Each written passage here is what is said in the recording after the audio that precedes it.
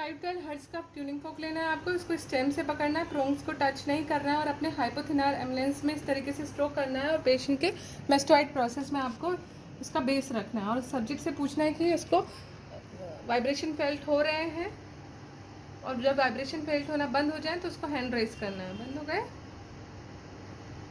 हाँ, उसके in front of year रख देना है। अभी फील हो रहे हैं वाइब्रेशन? इट मीन्स कि air conduction is better than bone conduction. It is case of normal in which air conduction is better than bone conduction. It is also present in the sensory neural hearing loss in which air conduction is better than bone conduction, while in the conductive hearing loss opposite happens, bone conduction is better than air conduction.